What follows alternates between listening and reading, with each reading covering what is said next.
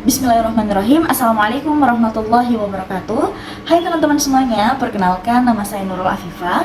Saya adalah mahasiswa semester 5 di kelas A, jurusan Pendidikan Agama Islam, Fakultas Ilmu Tarbiyah dan Keguruan di kampus IAIN Sultan Amai Gorontalo. Nah teman-teman, pada kesempatan kali ini saya ingin menjelaskan materi terkait dengan literasi informasi dalam pembelajaran PAI pada abad ke-21. Nah teman-teman, tidak perlu berlama-lama lagi, mari kita simak penjelasannya. Nah teman-teman, pasti sebagian dari kita sudah tidak asing lagi ya dengan istilah literasi. Jadi apa sih itu sebenarnya literasi? Literasi pada awal kemunculannya dimaknai sebagai keberaksaraan atau melek aksara yang fokus utamanya pada kemampuan membaca dan juga menulis. Jadi kedua keterampilan inilah yang menjadi dasar untuk melek dalam berbagai hal. Kemudian literasi informasi adalah serangkaian keterampilan dalam mengakses, memahami, dan menggunakan informasi untuk belajar, memecahkan masalah, mengambil keputusan, baik itu dalam konteks formal maupun informal, baik itu digunakan di dunia pendidikan, di tempat kerja, maupun di rumah. Sehingga Paul Zurzkowski menganggap bahwasanya orang yang literat adalah orang-orang yang terlatih dalam aplikasi sumber daya dalam pekerjaannya. Lantas, mengapa literasi informasi penting dalam pembelajaran PAI abad ke-21? Nah, tentunya hal tersebut karena didasari oleh beberapa alasan ya teman-teman. Di antaranya dapat menjawab tantangan zaman, sehingga dapat membantu kita memahami Islam dalam konteks global dan menghadapi isu-isu kontemporer seperti toleransi, pluralisme, dan juga radikalisme. Kemudian selanjutnya dapat memperkuat iman. Jadi semakin banyak kita membaca, maka akan semakin memperkaya pemahaman kita tentang ajaran Islam. Tentunya harus didasari dengan sumber informasi yang akurat dan juga kredibel ya teman-teman. Kemudian kita dapat menjadi muslim yang memiliki atau yang berwawasan luas. Jadi literasi informasi ini dapat membantu kita untuk berpikir kritis, menganalisis informasi, dan membentuk opini yang cerdas dan juga bertanggung jawab. Adapun kita akan semakin mudah untuk menebarkan kebaikan. Karena semakin banyak pengetahuan yang kita miliki, maka akan semakin mudah kita dalam menyebarkan informasi yang bermanfaat dan juga inspiratif tentang Islam. Dan tentunya masih banyak alasan-alasan lain yang mendasari kenapa literasi informasi itu penting. Baik, selanjutnya kita akan membahas terkait bagaimana sih contoh penerapan literasi informasi dalam pembelajaran PAI.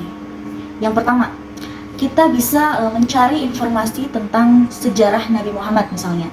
Jadi kita itu memilih sumber informasi yang kredibel dan akurat tentang sejarah Nabi Muhammad. Seperti kita mencari buku-buku, buku biografi yang ditulis oleh para ahli sejarawan, sejarah Islam ya tentunya. Kemudian memilih video dakwah yang inspiratif misalnya. Kita bisa membandingkan konten dan pesan dari berbagai video pendakwah, memperhatikan kredibilitas pembicara, dan menilai apakah pesan yang disampaikan itu sesuai dengan ajaran Islam atau tidak. Kemudian kita dapat mengidentifikasi dan mengatasi misinformasi tentang Islam. Jadi dengan cara apa? Memeriksa kredibilitas sumber berita dan informasi tentang Islam, mencari informasi tambahan dari sumber yang terpercaya, dan kita bisa membedakan mana fakta dan mana opininya.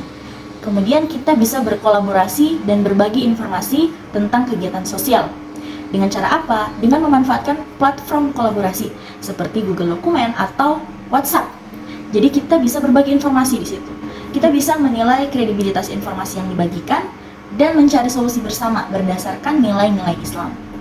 Kemudian selanjutnya kita dapat menerapkan berpikir kritis misalnya dalam memahami hadis ya.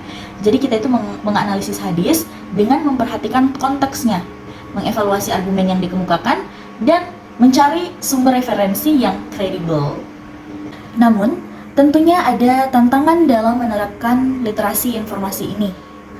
Jadi, literasi di era digital menghadapi tantangan seperti akses teknologi yang tidak merata, kualitas konten yang meragukan, serta rendahnya minat baca masyarakat Indonesia. Karena menurut data Badan Pusat Statistik, pada tahun 2023, populasi di Indonesia itu mencapai 278,69 juta jiwa. Namun, minat baca di kalangan masyarakat itu sangat rendah. Berdasarkan data UNESCO, hanya 0,001% penduduk Indonesia yang memiliki minat baca, yang berarti dari setiap 1.000 orang, hanya ada satu yang aktif membaca. Wah, selain itu, Pengguna internet seringkali terpapar konten yang tidak edukatif. Kurangnya kemampuan memilah informasi yang akurat dan bermanfaat menjadi hambatan yang besar. Oleh karena itu, ya, peran guru sangat dibutuhkan untuk melatih siswa dalam mengakses informasi yang kredibel.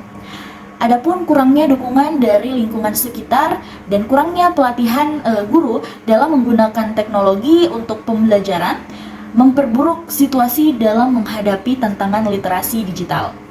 Maka dari itu, ya, guru PAI itu perlu diberikan pelatihan dan juga pendampingan untuk meningkatkan kemampuan mereka dalam mengakses, mengevaluasi, dan juga menggunakan informasi secara efektif.